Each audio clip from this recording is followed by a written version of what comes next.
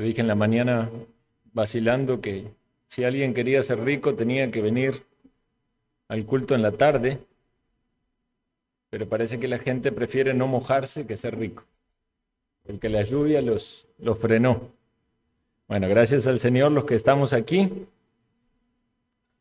el Señor pone en nuestro corazón el deseo y la convicción también de que este es su día y aquí debemos estar para adorarle, para cantar a su nombre, para meditar en su palabra. Vamos a la epístola de Santiago, hermanos.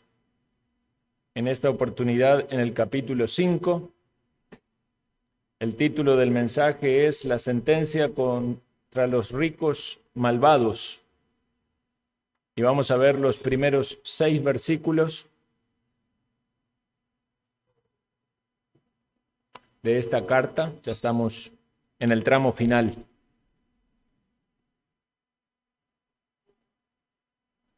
Vamos a leer la palabra y luego oramos.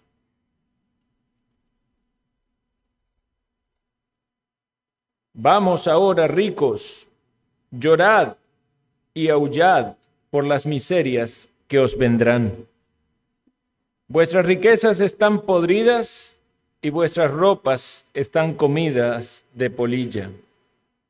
Vuestro oro y plata están enmohecidos, y su moho testificará contra vosotros y devorará del todo vuestras carnes como fuego. Habéis acumulado tesoros para los días postreros. He aquí clama el jornal de los obreros que han cosechado vuestras tierras, el cual por engaño no les ha sido pagado por vosotros. Y los clamores de los que habían cegado han entrado en los oídos del Señor de los ejércitos. Habéis vivido en deleites sobre la tierra y sido disolutos. Habéis engordado vuestros corazones como en el día de matanza. Habéis condenado y dado muerte al justo, y él no os hace resistencia. Oremos. Amado Señor, gracias te damos porque nos has regalado la lluvia en esta tarde, porque ha refrescado un poco el clima, porque podemos estar en este lugar reunidos, las puertas de este local abiertas para que aquí en Liberia, Señor, las personas tengan un lugar donde escuchar tu palabra, donde escuchar el mensaje de la explicación de tu palabra. Rogamos, Señor Dios, para que tú sigas trayendo personas, para que sigas salvando y también para que nosotros como pueblo tuyo podamos ser edificados, conocer tu palabra, recordar tu palabra, entenderla cada vez mejor y también, Señor, poner en práctica en nuestra vida todas aquellas cosas que tú quieras enseñarnos. Ayúdanos, Señor, para tomar este texto y meditar en él. Ayúdame a mí a explicarlo correctamente y ayúdanos a reflexionar en las aplicaciones que afectan a nuestra vida cotidiana para que honremos tu santo nombre. Podamos, Señor, crecer en la gracia y en el conocimiento de ti. Lo pedimos en el nombre de Jesucristo, nuestro Salvador. Amén.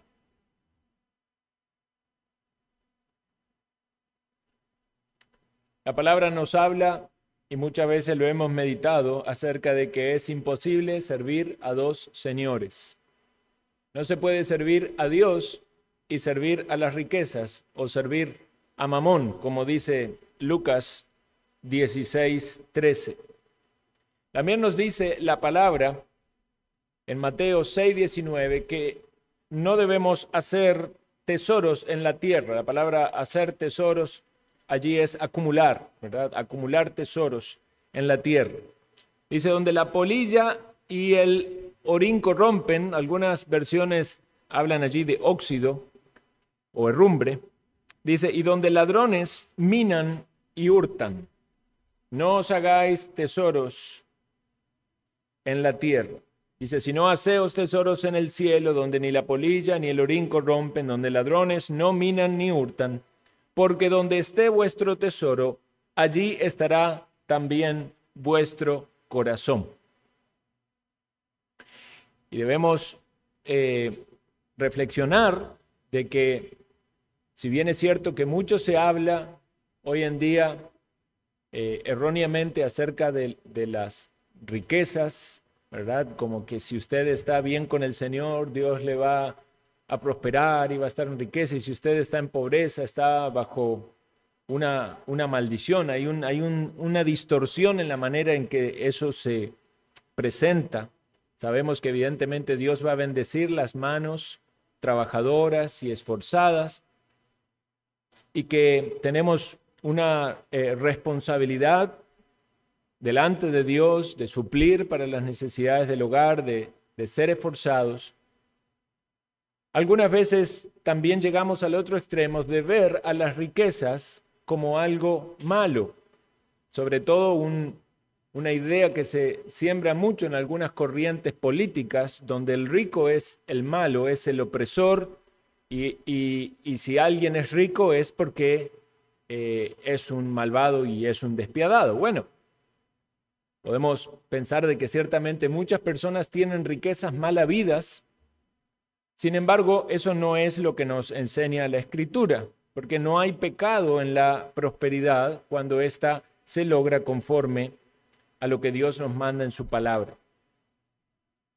Ahora, nada va a revelar con mayor claridad el estado espiritual de una persona que la manera en la que esa persona ve el dinero o piensa acerca del dinero y las posesiones materiales. Puede haber muchas personas que se identifican como cristiano, pero en su estilo de vida, el lugar que ocupa el dinero o las posesiones materiales dan un testimonio opuesto. Y no necesariamente estamos hablando de personas que son ricas y que lograron su prosperidad, sino aún aquellos que no lo son, pero en su corazón está ese anhelo de en algún momento serlo. Santiago nos ha hablado a lo largo de esta epístola con varios exámenes que debemos hacernos, varios test, y podemos también tomarlo como uno de ellos. Si hay una fe verdadera en un creyente, debe analizar cuál es su perspectiva acerca de las posesiones materiales y de la riqueza. Podemos pensar que Santiago está escribiendo su carta y pensando en la congregación allí, deseando edificarles. Sabemos que allí había algunas personas que eran ricas. ¿Recuerdan cuando hablamos de las preferencias que algunos tenían, que querían esos lugares, ¿verdad? Y que había un cierto rechazo sobre las personas pobres o necesitadas. Pero pareciera ser también que esto es una expresión sobre aquellos ricos que son impíos. No necesariamente estaban ahí en la iglesia, en la congregación, sino que precisamente eran parte de la sociedad, y surge de la inspiración del Espíritu en la pluma o en la idea que el autor, el apóstol, escribe, esta sentencia, este juicio sobre estas personas que, siendo ricos, habían actuado de una muy mala manera porque se habían convertido en opresores y habían perjudicado seriamente a los cristianos. De algún modo, los cristianos que estaban allí, que habían sufrido por mano de estas personas injustas, estaban hallando allí un consuelo, que era el consuelo de que Dios va a traer su juicio contra los malvados. Ese consuelo que viene de que Dios hace justicia. Por eso leemos aquí estas expresiones directamente dirigidas a los ricos con tanta reprensión y severidad.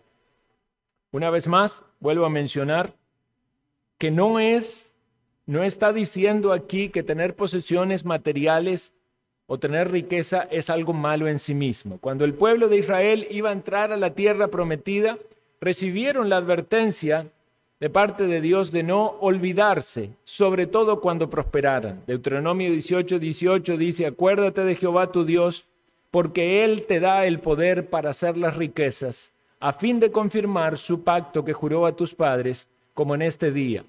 Proverbios 10:22 confirma esto una vez más cuando dice: la bendición de Jehová es la que enriquece y no añade tristeza con ello. Entonces podemos pensar que ciertamente si alguien tiene prosperidad andando en el temor del Señor, es una bendición del Señor. Y el apóstol Pablo nos dice cuál es el verdadero problema que hay detrás de todo esto en relación con el dinero. Es un problema de amor, es un problema sentimental. La relación que alguien tiene con el dinero, si es inapropiada, incurre en una infidelidad contra Dios. 1 Timoteo 6:10 dice: porque raíz de todos los males es el amor al dinero, el cual codiciando algunos se extraviaron de la fe y fueron traspasados de muchos dolores. Cuando hay un amor al dinero, un apego al dinero y hay codicia, entonces allí está sembrada esa semilla que va a llevar a la persona en grados cada vez mayores de deterioro espiritual. Aún aquellos que están siendo influenciados por la palabra o por el mensaje o la comunidad de los santos. Pudiese haber allí algunos de esos ricos que de alguna manera tenían que evaluarse y reconocer su pecado en este sentido. Cuidado también entonces los creyentes, no estamos exentos. Esto tiene aplicaciones también para nosotros, porque puede ser de que ese interés en las cosas materiales o amor por el dinero haga que nos desviemos de la fe.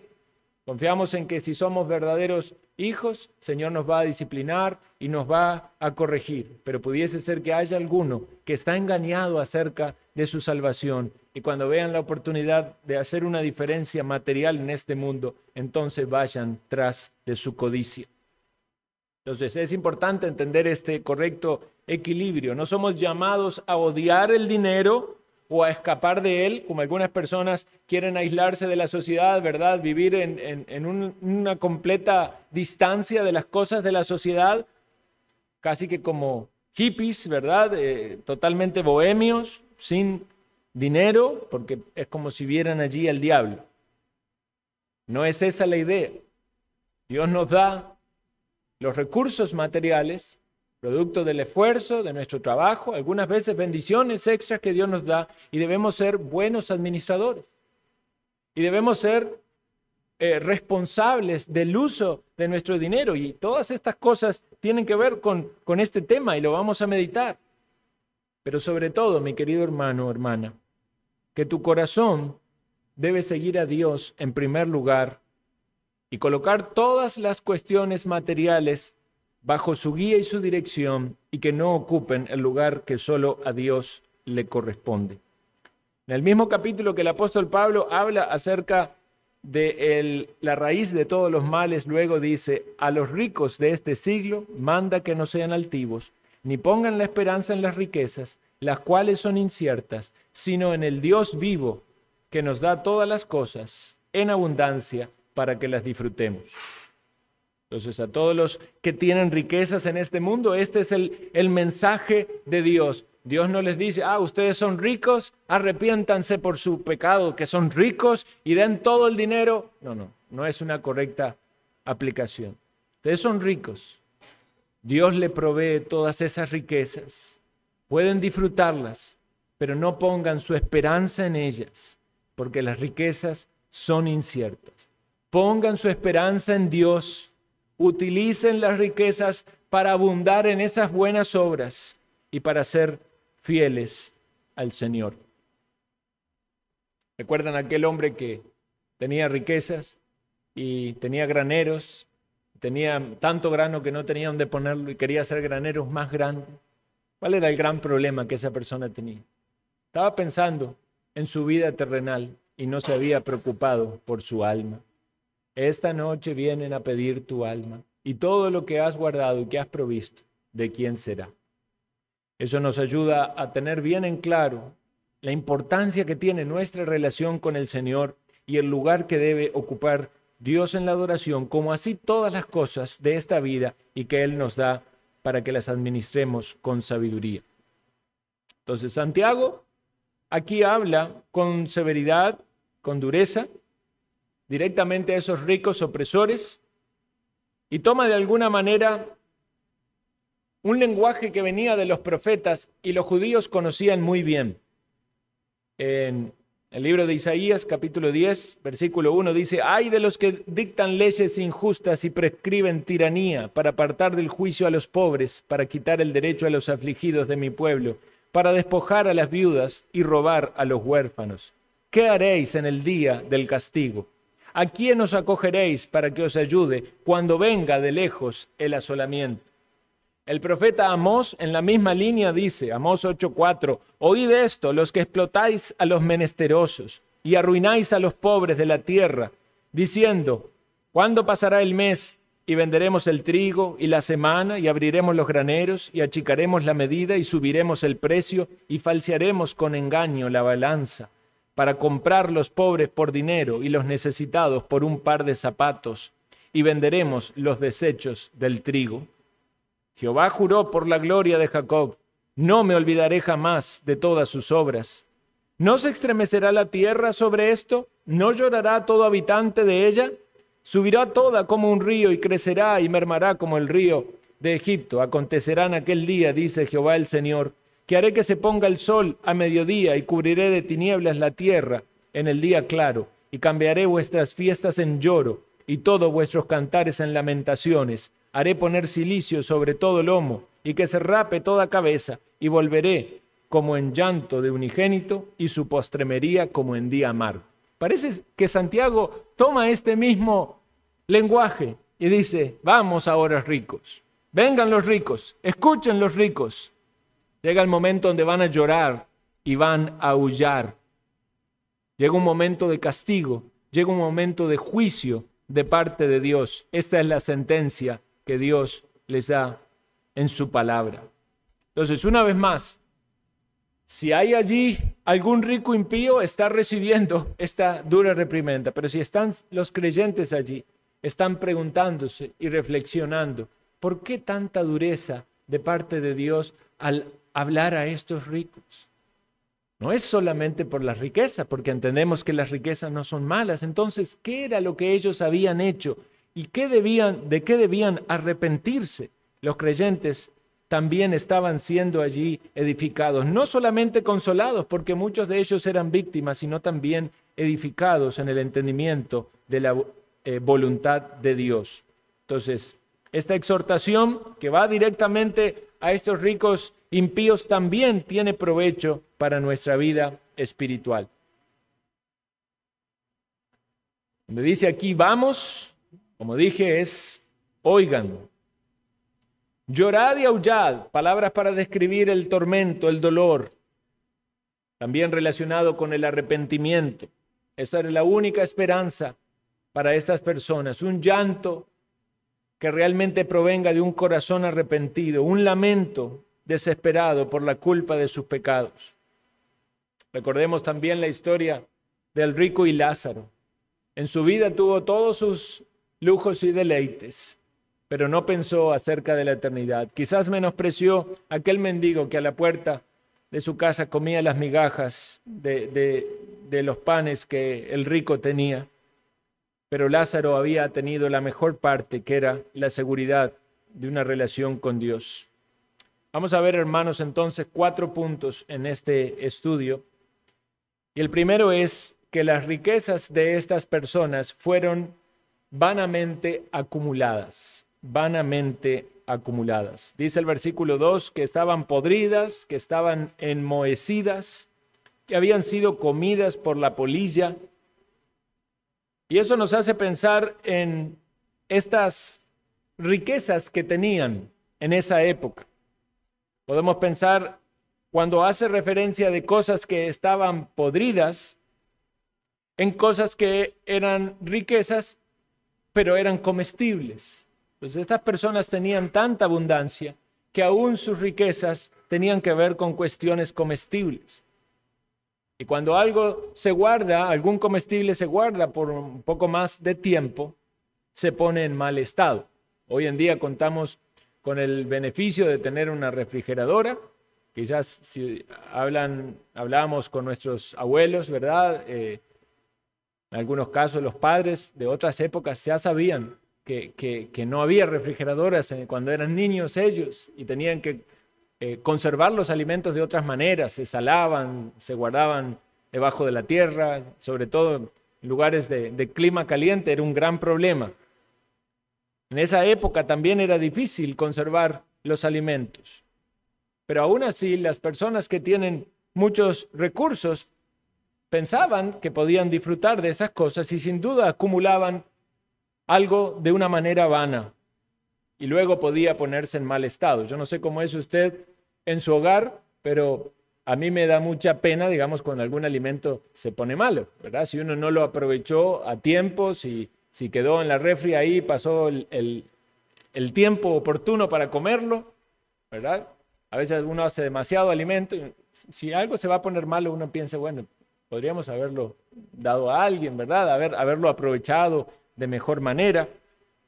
Esto tiene que ver con la manera en que administramos las cosas. Esas personas no tenían mucho inconveniente en esto, en gastar en grandes manjares, seguramente mataban allí sus animales y llegó un momento donde esa carne se ponía en mal estado, pero había allí pobres que no tenían que comer. Yo no sé si usted ha visto lo que pasa en algunos lugares, ¿verdad? De estos comercios de comida rápida que terminan su día, ¿verdad? Y desechan a la basura un montón de alimentos. Yo no sé, creo que hoy en día hay sistemas que ofrecen una recolección y una provisión de esos alimentos para gente necesitadas. Pero casi que es muy común, donde hay más abundancia, menos cuidado se tiene esa cosa. Donde hay mucha necesidad, todo se valora más, ¿verdad? Mi papá, que se crió en una época de guerra, ¿verdad? Él tenía esa visión de que no había que tirar nada, ¿verdad? Que había que cuidar todo, ¿verdad? Y que las cosas eran caras. Y claro, él estuvo en mucho tiempo de mucha necesidad. Pero uno se asusta cuando va a sociedades que son un poco más de mayor bienestar y de repente ve que se desperdicia mucho. Yo estaba en una iglesia en Estados Unidos y terminó una reunión de comida ahí, ¿verdad? Había un montón de comida en la mesa y terminó la reunión y juntaron todos y lo botaron. Yo me quedé con, regálenmelo, me lo llevo para la casa, ¿verdad? Obviamente no podía usar todo eso, pero ¿por qué ya la gente se hace insensible a eso? Y porque ya está acostumbrada a la abundancia. Pero aquellos que tienen necesidad tratan de cuidar más. Ahora podemos caer en el error de ser malos administradores de lo que Dios nos dio. Esta gente no solo mal guardaba los recursos en comida que no podía contener, sino también en ropa, túnicas, mantas, capas, cosas que ellos usaban en su tiempo, pero eran comidas por la polilla. Cuando iban para sacar estas cosas, para usarlas, quizás era un manto caro, una capa cara, y veían que tenía todos los huequitos. ¿Le ha pasado a usted de ir al closet, sacar una camisa que hace mucho que no usa y ver que tiene allí todo? Ya no se puede usar más. Quizás fue mal guardada o estuvo guardado demasiado tiempo y no fue utilizado o regalado. También se habla aquí acerca del oro y la plata, y sabemos que son metales, que obviamente si son puros no deberían tener óxido ni moho, como allí dice, pero de alguna manera el cuadro, aunque pudiera ser también hipotético, está hablando de un juicio futuro. Entonces podemos pensar que ni el oro ni la plata que están guardando y que son las cosas más seguras en las cuales uno pudiera guardar la riqueza, si usted guarda sus ahorros, su riqueza en colones, posiblemente se le va a devaluar mucho, ¿verdad? Algunos dicen, bueno, si vamos a hacer un ahorro voy a hacerlo en dólares, que es un poco más estable. Pero si usted guarda en oro, todavía tiene mayor seguridad, ¿verdad? Porque eso es una fuente de riqueza real, ¿verdad? Tangible. Bueno, estas personas buscaron también esa manera de acumular de forma perdurable, pero no era realmente eterno. El oro tampoco es eterno. Usted puede pensar en forma de guardar el dinero de manera permanente, pero aún así, esto no va a tener validez en el día del juicio. Por eso dice, habéis acumulados tesoros para los días postreros. Acumular, acumular, acumular, guardar, guardar para el futuro, guardar quizás porque hay un temor a tener una necesidad o para seguir viviendo una vida de confort. No está mal guardar, no está mal ahorrar. Debería ser una práctica correcta en todo aquel que tiene la posibilidad de hacerlo. Sabemos que hay gente que vive en una situación donde, como muchos de estos judíos, tenían su jornal, es decir, los recursos para su diario vivir. Y hay situaciones, momentos en los cuales realmente para algunos será difícil ahorrar, incluso para algunos será difícil sostenerse. Pero si Dios ha provisto los recursos correctos, es sabio, es prudente ahorrar. Es parte de nuestra sabiduría y nuestra administración. ¿Usted ha tenido alguna situación seguro de emergencia en algún momento? Se dañó la refri, se dañó la cocina, tuvo que ir al médico. ¿Y qué hace cuando no tiene? Es más fácil, ¿verdad? El que tiene una tarjeta, ir, pasar la tarjeta, endeudarse a futuro. Pero sería mejor tener ahorros para esas emergencias. No estamos hablando de que está mal ahorrar. El problema es que estas personas, estos ricos a los cuales va dirigido esto, atesoraban sus riquezas de una manera vana, porque lo hacían pensando de que iban a perdurar para toda su existencia. Pero ¿qué iba a pasar realmente con ellos? Era incierta. Las riquezas son inciertas. Vea, si usted pone sus esperanzas en la riqueza, tendría que ir a vivir a Argentina para que se le vaya enseguida las esperanzas. En la Argentina hubo un momento donde la gente tenía la cuenta de los bancos, sus depósitos, y el gobierno cerró todo y dijo, no, ahora ya no pueden sacar dinero. Imagínese usted los ahorros allí de su vida. Y el dólar estaba, digamos, a 3 pesos en aquel entonces, y de repente dice, ahora nadie puede comprar dólares. Al día siguiente el dólar estaba a 8. O sea que todo lo que usted tenía ya no valía lo mismo. Bueno, usted puede buscar maneras humanas, sabias, diligentes, es decir, ¿cómo hago para guardar lo que Dios me dio? ¿Verdad? Quizá usted va haciendo un esfuerzo, tiene su ahorro ahí, va poquito a poquito acumulando, ¿verdad? Y algo pasa y tiene que gastar su ahorro. Bueno, pero usted está siendo diligente, usted está esforzándose. Pero esas cosas no podemos poner allí nuestro corazón, porque son inciertas. Porque cosas pueden pasar, porque se va en medicamentos, porque puede venir una enfermedad. Quizás tengamos el anhelo de hacer un ahorro para algo importante. Queremos cambiar el carro, queremos comprar una casa.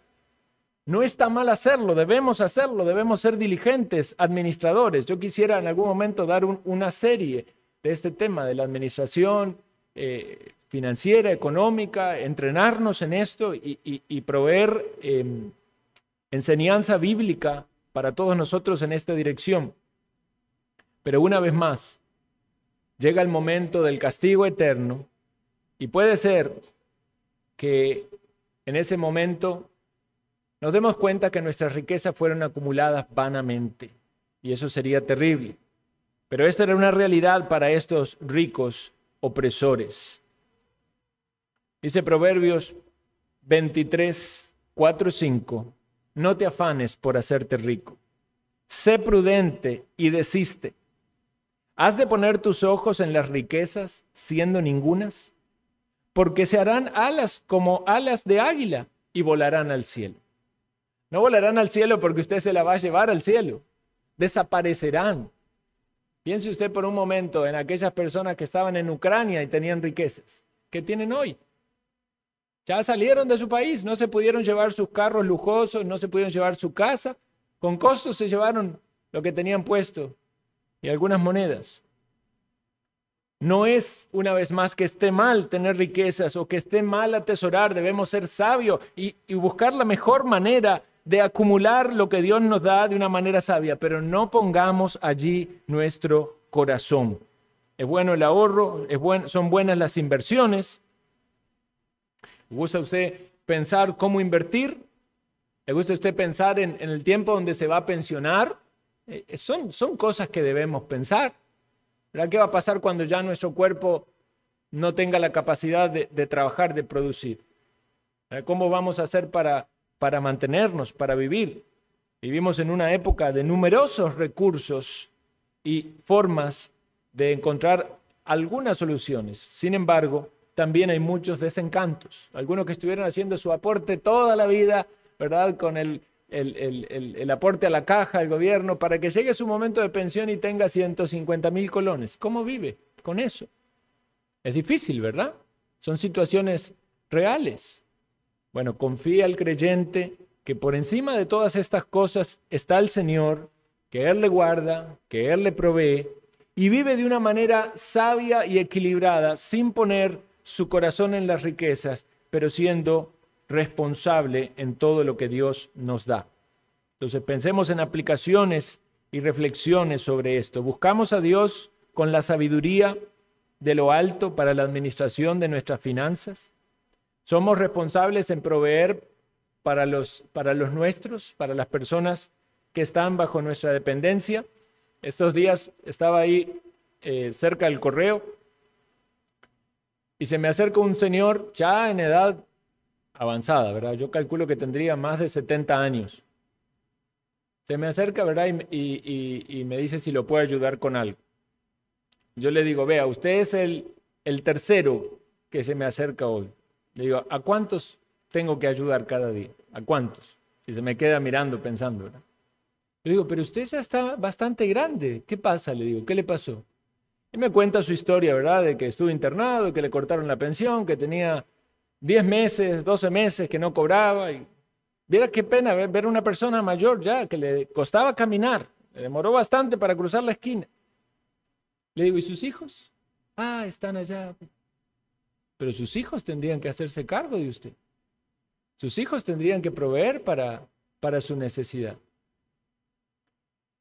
Bueno, y traté de hablarle un poco del Señor, ¿verdad? Hay cientos de estas historias. Y uno piensa, qué duro que son esas circunstancias. Bueno, sin duda Dios también está tratando con cada uno. Pero también hace reflexionar sobre la responsabilidad que tienen las personas con los suyos, con los cercanos, con los seres queridos. Si alguien está en necesidad, aquí lo pensamos mucho y lo pensamos también con relación con los diáconos. Muchas veces queremos ayudar a una persona, pero pensamos, si esa persona no tiene hijos que también deberían ocuparse, eso es el mandato bíblico. Ahora sabemos que muchas veces son impíos, ¿verdad? Y no tienen la disposición para hacerlo. Y como iglesia queremos mostrar el amor de Dios y la ayuda en esas circunstancias. Por eso es importante que colaboremos con la canasta de víveres y que seamos fieles para socorrer a los necesitados. Pero todas estas cosas bíblicas que vamos meditando y aprendiendo nos llevan a cuestiones y aplicaciones prácticas sumamente importantes. Estamos siendo bondadosos y desprendidos primeramente con Dios y su obra. Porque si yo estoy haciendo mi ahorro y estoy acumulando para el futuro, pero no estoy ofrendando, estoy pecando, ¿verdad? Porque no estoy siendo obediente en lo que Dios mandó. No es que esté mal ahorrar, pero Dios también nos manda a ofrendar. Tengo mi corazón en la obra del Señor, me considero como un bendecido, un privilegiado de formar parte de esta iglesia local y comprendiendo que las necesidades de la iglesia local son reales y deben ser suplidas por el pueblo de Dios, de lo que Dios me provee, entonces yo doy a la obra. Vean, hermanos, no hay excusa para no ofrendar, porque lo tenemos en la Biblia. La viuda dio de todo lo que tenía, ¿verdad? Entonces, alguien puede decir, es que no me alcanza, es que no puedo pagar las cosas, no puedo comprar esto, no puedo pagar lo otro. Si Dios nos ha provisto algo, aún de ese algo puede salir una proporción para el Señor. Y no solamente con la iglesia del Señor, sino también con nuestros hermanos en necesidad. Vamos al segundo punto. El segundo punto es que esas riquezas fueron injustamente ganadas. Una vez más, no está mal ser rico, pero si su riqueza proviene de una fuente ilícita, entonces sí está mal, ha sido pecado, ¿verdad? Como recordamos de la conversión del fariseo cuando dijo, de todo lo que tengo, dice que él había quitado, lo devuelve en cuadruplicado. O sea, no solo había un arrepentimiento, sino también que tenía que haber una, se me fue la palabra, tenía que haber una devolución, ¿verdad? Una reparación del daño que había hecho. Dice aquí el versículo 4, he aquí clama el jornal de los obreros que han cosechado vuestras tierras, el cual por engaño no les ha sido pagado por vosotros, y los clamores de los que habían cegado han entrado en los oídos de Jehová, del Señor de los ejércitos. Entonces se mencionan aquí, obviamente, estos ricos tenían tierras y contrataban a los jornaleros, las personas, tanto para la siembra como la cosecha. Y en lugar de ser generosos y caritativos con el pobre, como la Escritura lo manda, porque esos eran trabajadores pobres, ahora no estamos hablando necesariamente, de la caridad. Sí, el creyente debe participar en la caridad, pero si había un trabajo de por medio, debían ser justos en pagar lo que correspondía por ese trabajo. Entonces, no solo no eran caritativos, sino que además retenían lo que no debían. Eso era robo, ¿verdad? Deuteronomio 24, 14 y 15 dice, no primáis al jornalero pobre y menesteroso, ya sea de tus hermanos o de los extranjeros que habitan en tu tierra dentro de tus ciudades. En su día dará su jornal y no se pondrá el sol sin dárselo, pues es pobre, y con él sustenta su vida, para que no clame contra ti a Jehová y sea en ti pecado. Entonces la situación es bastante clara. Estas personas trabajaban para comer ese día o para comer esa noche, digamos, para desayunar al día siguiente. Entonces estas personas no le pagaban. Estaban reteniendo el salario, no solo reteniéndolo en el sentido de demorarlo, ¿verdad? Porque decía, no le pago ahora, le pago después, pero tengo hambre, pago después. Sino que se lo quedaban muchas veces o se quedaban una parte de ese salario. Y como esas personas eran pobres y estaban en necesidad, no tenían otra que seguir en esa explotación. Entonces dice que estos pobres, nos dice la ley de Dios, clamaban a Jehová y era un pecado. O sea, Dios oía al pobre. Siempre en la Biblia vamos a escuchar que Dios oye al pobre y al menesteroso. Hermanos, esto nos muestra ese corazón compasivo de Dios. Y obviamente hay un énfasis muy grande en la pobreza espiritual, porque eso es realmente, como hablamos hoy en la mañana, en el plano espiritual es mucho más importante que el plano físico, ¿verdad? Si queremos nuestra sanidad de nuestra alma, vamos a Cristo por fe, obviamente es más importante que la de nuestro cuerpo. Pero eso no significa que Dios no tenga compasión de nuestra situación física. O sea, hay gente que es pobre porque realmente está en una situación muy estrecha y no es porque está gastando en alcohol, en vicios, porque está en una situación muy difícil y cumple su trabajo y aún así está siendo explotado y sabemos de que esos son casos en todo el mundo, gente que está siendo explotada. Pero esas personas pueden clamar a Dios y eso es una defensa, un escudo que ellos tienen. Porque dice que la oración, vean cómo lo dice Santiago, bastante gráfico. Dice, los clamores han llegado a oídos del Señor de los ejércitos. Oiga, ejércitos. ¿Qué le suena? Guerra, ¿verdad? Es un Señor que tiene ejércitos. ¿Se atrevería alguien a hacer algo en contra del Señor de los ejércitos? O sea, no saben con quién se están metiendo. Piensan que se están metiendo con un pobre que no tiene capacidad para defenderse a sí mismo. Piensa que no puede ir a los jueces porque es un pobre y no tiene ni plata para pagar un abogado. Pero el Señor de los ejércitos que está en los cielos está preparando su armamento. Quizás no sea inmediatamente, pero esos ricos que están oprimiendo a muchas personas y este mundo está lleno de ellos, están acumulando pecados por los cuales van a ser castigados en el día del juicio. Vea, a veces hablamos de pecados en en otra dirección, ¿verdad? Hablamos de pecados de vicio, de inmoralidad, pero hay mucho pecado en este mundo de gente que tiene mucho poder y que manipula las masas, incluso las naciones, controla los jueces, las sociedades, ¿verdad? Estos grupos económicos de poder, y no le importa si muere gente en el medio, si son atropellados en sus necesidades o derechos. El Señor va a juzgarlo. El Señor es un juez justo. Y el pobre tiene a alguien que le defiende. ¿Cómo podemos aplicar entonces esto?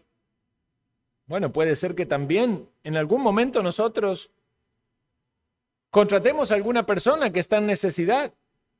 Y a veces se da mucho también en el diario vivir, en las sociedades actuales. Venga, hágame un trabajito, pero no le paga a uno. Sí, después le pago. 10 días, 15 días, no le paga. Eso es injusto, hermanos. Si contratamos a alguien, no sabemos en la necesidad que puede estar. Tenemos que ser personas de palabra, en el acuerdo en que se ha llegado. Ahora, también pasa muchas veces que uno contrata a alguien, no hace bien un trabajo, pero ese es otro tema. Pensemos en nuestra responsabilidad cuando alguien que está en necesidad está cumpliendo su trabajo honesto, y nosotros debemos cumplir en la responsabilidad de pagarle por lo que ha hecho. Pero eso también nos tiene que hacer pensar, hermanos, en que va a haber muchas oportunidades en este mundo para muchas personas, no sé si todos, pero muchos van a ser tentados con tener ganancias injustas, tener riquezas, o por lo menos ganancias, que son obtenidas de manera injusta. Y la pregunta es, ¿cómo va a actuar el creyente frente a esas tentaciones? Vea, qué buena oportunidad de negocio. Sí, pero vea, usted tiene que mentir aquí o allá porque si no, no se le da. Vea, qué oportunidad de que tenga algún beneficio del gobierno. Pero ahí en el papelito, en el bono, tiene que disimular algo. ¿Estamos siendo honestos en la forma en que obtenemos nuestras ganancias? ¿Qué pasará cuando vengan oportunidades laborales que van en detrimento de nuestra vida espiritual? Una muy buena oportunidad de negocio en otro lado, pero usted no va a poder venir a la iglesia. O usted no va a poder estar en su hogar cerca de su esposa o de su familia por 15, 20 días. ¿Cómo va a afectar eso su fidelidad familiar, su vida espiritual? O alguna buena oportunidad de negocio que implica algo raro, ¿verdad? Algo turbio, ¿verdad? Estas cosas salen, hermanos. Yo he hablado aquí con personas que le han propuesto de repente alquilar algún local para un negocio que no es algo ético o algo moral. El creyente, sobre todo de aquellos que están en ese ámbito de comercio, tiene que preguntarse, ¿esto que voy a hacer es agradable al Señor? ¿Puedo ser cuestionado por obtener una ganancia que es inadecuada? Ahora, sabemos que hay cosas que quizás no son, vamos a ver, del todo oficiales, pero la necesidad puede llevar a alguien. Digamos, usted sale a vender aguacates por la calle porque no tiene que comer, ¿verdad? Usted puede decir, bueno, es injusto que tenga que pagar impuestos de eso. Bueno, ese es otro tema. Pero cuando usted quiere hacer las cosas ordenadamente, debe pensar en el testimonio que está dando como cristiano. Porque cuando llega el momento del problema y eso sale a la luz, los dedos van a acusar y decir, pero ¿cómo? ¿Usted no es cristiano? ¿Por qué entonces usted está haciendo eso, obteniendo tal o cual ganancia de esa manera? Recordemos que la Escritura nos habla específicamente de los líderes de las iglesias, ¿verdad? Que dice, no sea codicioso de ganancia deshonesta. Pero este no es un estándar diferente para los líderes que para cualquier cristiano. Dios no está diciendo, los pastores no pueden codiciar ganancia deshonesta, los hermanos sí. No. Nadie debería tener una codicia de una ganancia deshonesta. Podamos decir con una limpia conciencia que el trabajo y los recursos que Dios nos ha dado han sido honestamente obtenidos, sin engaños, sin estafas, sin fraudes, sin ningún tipo de deshonestidad. Tercer punto. Estas riquezas que estos ricos mencionados aquí obtuvieron fueron egoístamente gastadas. Egoístamente gastadas. Dice el versículo 5, habéis vivido en deleites sobre la tierra y sido disolutos. Esa palabra significa alguien que se entrega fácil o frecuentemente a lo que es contrario a la moral. Entonces ellos vivían en deleites y en contra, esos deleites eran experimentados contrariamente a la ley de Dios. Es decir, que usaron las riquezas para vivir una vida de autocomplacencia. Y eso es lo más lógico, ¿verdad? Por lo cual alguien va a usar la riqueza en este mundo. Si es alguien que tiene riquezas y no tiene temor de Dios, ¿qué va a pensar? ¿Cómo lo disfruto? ¿Verdad? ¿Qué me compro? ¿En qué lo uso? Y como el ser humano está corrompido interiormente, muchos de esos deleites van a ser deleites pecaminosos. Tenían vidas lujosas y voluptuosas y obviamente ostentosas. Esto podría entonces aplicarse a muchos deleites inmorales, pero que estaban relacionados con el uso del dinero o las posesiones. En Tito capítulo 3 nos dice, pero nosotros también éramos en otro tiempo rebeldes, extraviados, esclavos de concupiscencias y deleites diversos. Esos deleites pecaminosos no deben formar parte de la vida cristiana. Recordemos el ejemplo de Moisés, que dice la Escritura que por la fe rehusó llamarse hijo de la hija de Faraón, escogiendo antes ser maltratado con el pueblo de Dios que gozar de los deleites temporales del pecado. Piense por un momento cuáles eran los deleites temporales de los cuales podía gozar Moisés. Podemos pensar en inmoralidades, sí, pero era hijo de la hija del Faraón, tenía todas las riquezas, podía disfrutar de todos los bienes de Egipto. Pero él rechazó eso, porque dice la Escritura que tenía por mayores riquezas el vituperio de Cristo que los tesoros de los egipcios. Miren qué maravilloso cómo cierra ese texto, porque tenía la mirada puesta en el galardón. Qué bueno que el creyente elija a Cristo antes que las riquezas y que elija a Cristo aun cuando eso implica sufrimiento antes que los deleites temporales que ofrece el pecado. Porque lo que Cristo nos da es verdadera riqueza que perdura para la eternidad y el deleite y la paz que viene de Cristo es para siempre. No tiene que ver con las cosas temporales y pecaminosas de este mundo. Una vez más aquí, ¿cuál es la aplicación que podemos sacar en este punto? La reflexión es si estamos utilizando los recursos que Dios nos provee para deleites que son pecaminosos, para vivir de una vida egoísta, gastando egoístamente. Cristiano no debería tener una vida ostentosa, aun si tuviese muchas riquezas. Vuelvo a usar el mismo ejemplo que usé antes. Otro sermón. ¿Qué pasaría si en su cuenta hay $1.000.000? ¿Cómo sería su vida? Piense. ¿Se compraría una casa tan grande, verdad? Llena de lujos y ¿cómo lo utilizaría? Porque si hipotéticamente nos imaginamos en una vida de deleite, satisfaciendo nuestros deseos egoístas, entonces dé gracias a Dios de que Dios no le da $1.000.000, porque sería más pecado en su cuenta.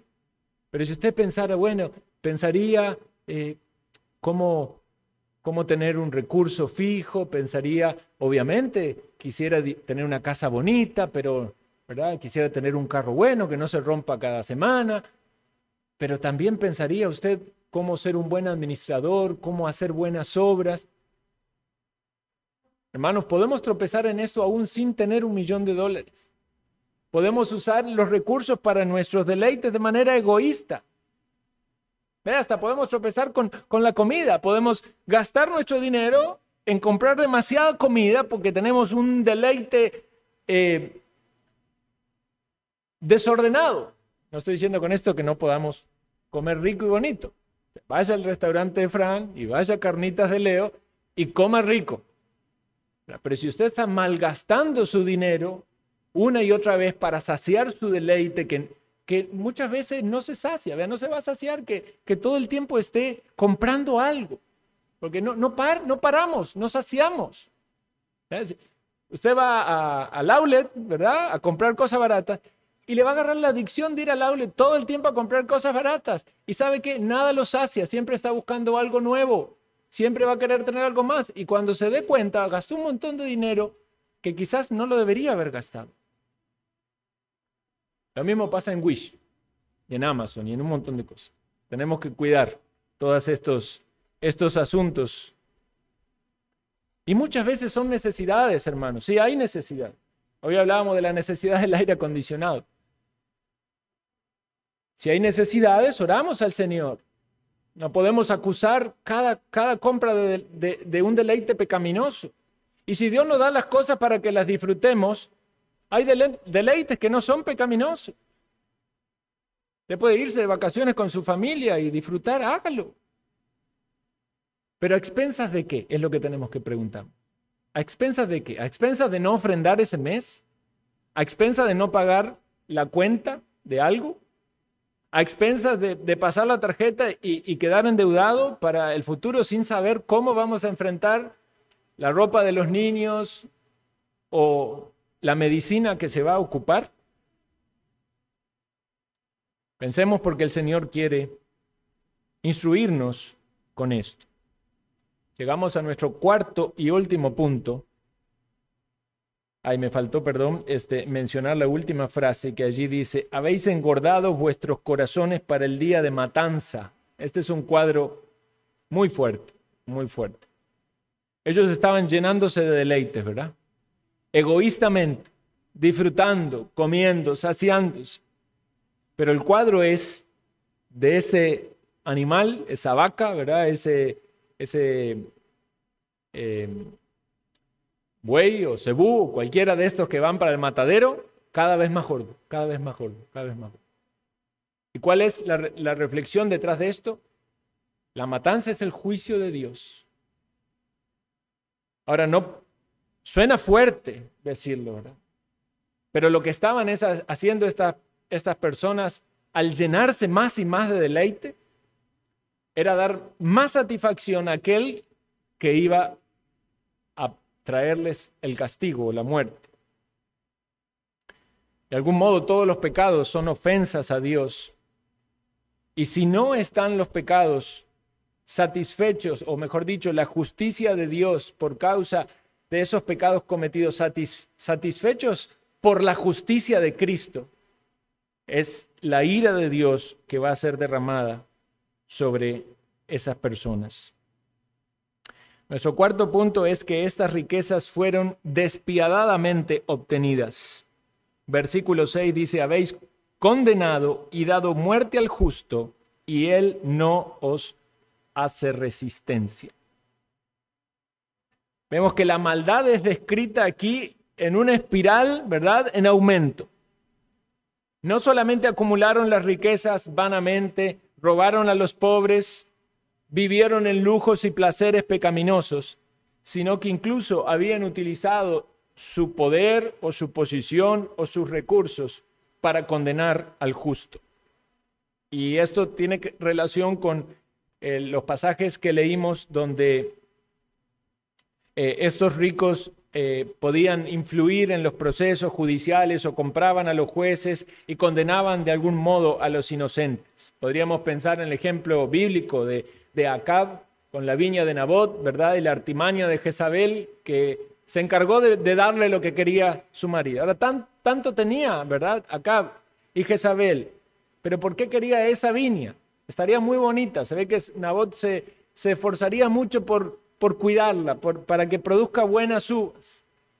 Entonces, la mujer malvada se encargó de levantar hombres perversos en medio de la sociedad que digan que Nabot había blasfemado el nombre de Dios y esto era mentira, y así lo pusieron en condenación a muerte para luego darle la viña a su marido. Qué terrible situación, cuán trágico la condición espiritual de esta gente que se aprovecha de su posición o su poder o su autoridad para atacar así al pobre, al necesitado. Hay gente en este mundo que está dispuesta a hacer lo que sea por obtener sus malvados deseos, incluso volverse rico. Como decía una película por ahí, que todo hombre tiene su precio, toda persona tiene su precio. Y usted no está dispuesto a hacer algo que le parece, oh no, qué peligroso, qué extremo. Todo depende de cuánta plata haya en la mesa. Porque el ser humano que no tiene convicción y principios y se ha de manejar por ellos para honrar a Dios, entonces depende cuánto sea el estímulo que tiene para poder hacer algo malo. ¿Por qué cree usted que hay sicarios en este mundo? Porque hay una suma de dinero que lo convence a una persona de que puede matar a otro. Porque hay estafadores corruptos, aun cuando haya alguna amenaza de por medio. Todo depende del precio. ¿Cuál es su precio, hermano? ¿Cuál es su precio para mantenerse fiel al Señor y no ceder frente a las tentaciones? Porque este amor al dinero y este engaño del pecado hace que vayamos cada vez en una degradación mayor. Podemos llegar a instancias que nunca hubiéramos imaginado. Así como pasa con otros pecados. Veamos que David, por causa de su inmoralidad, llegó a cometer homicidio. Bueno, también estos ricos, por causa de este amor al dinero, llegaron al punto tal de que con tal de conservar su dinero, mataron o condenaron a aquellos que eran justos. Y esto nos hace pensar de que eran cristianos. Eran cristianos. Por eso la instrucción a estos cristianos daba consuelo. Quizás había familiares allí que habían personas que habían perdido un familiar, un ser querido, porque alguno de estos ricos poderosos lo había llevado a un juicio y habían resultado culpando al cristiano que seguramente había sido estafado. Recordemos entonces, hermanos, que este pasaje de Santiago nos hace ver un poco más de la maldad que hay en este mundo y de algún modo también nos hace reflexionar la necesidad que tenemos de predicar el Evangelio. Porque si usted sale a las calles, quizás con un tratado en la mano, pensando a quién le habla de Cristo, puede ser que se encuentren muchas personas que no tienen nada de dinero y están pidiéndolo, pero también se va a encontrar con muchas personas que van caminando en busca del dinero, que van pensando en su vida, en sus negocios, en sus placeres, en qué se compran, en cómo sacian esa necesidad interior con cuestiones materiales. Tenemos que hablarles de Cristo, tenemos que invitarlos a la iglesia. Necesitan la instrucción bíblica. Tienen que saber que las riquezas no se pueden acumular vanamente porque no van a ser útiles, que no se deben ganar injustamente, que no se deben usar egoístamente y que va a llegar un momento donde van a tener que enfrentarse con el Señor que proveyó todas las cosas y que también les va a juzgar si fueron despiadados con los justos. Vean lo que dice Mateo 5:39. Los cristianos han enfrentado eso en muchas oportunidades. El Señor dice, no resistáis al malo. Antes, a cualquiera que te hiera en la mejilla derecha, vuélvele también la otra. Y al que quiera ponerte a pleito y quitarte la túnica, déjale también la capa. Y a cualquiera que te obligue a llevar carga por 1 milla, ve con el 2. Y al que te pida, dale. Y al que quiera tomar de ti prestado, no se lo rehuses. Posiblemente eran situaciones donde los cristianos estaban siendo oprimidos. Quizá una referencia a ejército. En ese entonces, cuando el Señor lo dice, estaba el ejército romano, estaban los publicanos que de algún modo sacaban el dinero para dárselo a Roma. Entonces la aplicación en este sentido para el cristiano es soportar. Habrá muchas opresiones que el cristiano no podrá librarse. La Biblia no nos enseña a ser rebeldes y buscar una libertad por medio de la guerra, sino más bien a soportar. Dice 1 Pedro 2:20, pues qué gloria es si pecando sois abofeteados y lo soportáis. Mas si haciendo lo bueno sufrís y lo soportáis, Esto ciertamente es aprobado delante de Dios. Pues para esto fuisteis llamados, porque también Cristo padeció por nosotros, dejándonos ejemplos para que sigáis sus pisadas, el cual no hizo pecado, ni se halló engaño en su boca, quien cuando le maldecían no respondía con maldición, cuando padecía no amenazaba, sino que encomendaba la causa al que juzga justamente, quien llevó él mismo nuestros pecados en su cuerpo sobre el madero, para que nosotros, estando muertos a los pecados, vivamos a la justicia, por cuya herida fuisteis sanados. Hoy hablábamos de sanidad espiritual y aquí está una vez más expresado. Quizás haya alguien que está de algún modo padeciendo algún tipo de injusticia. Ese es el ánimo que nos da y la instrucción que nos da la palabra a soportar.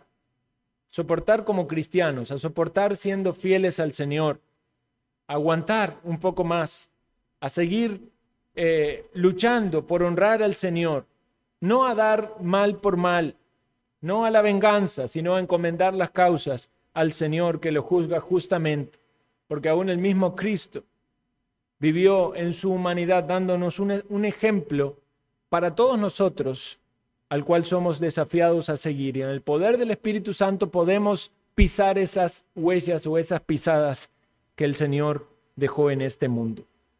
Finalizo con la exhortación de Pablo a Timoteo que leímos antes.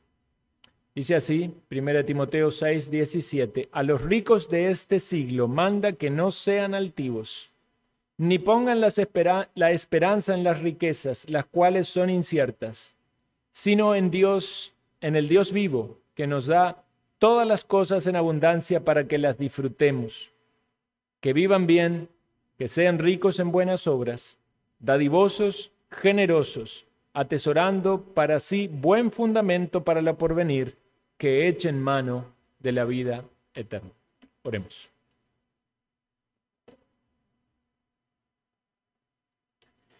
Agradecemos, Señor Dios, por la exposición de tu palabra que nos alumbra. Pedimos, Señor, que la enseñanza no caiga en saco roto, sino que sea motivo de reflexión, de meditación, incluso de aplicaciones en nuestro diario vivir.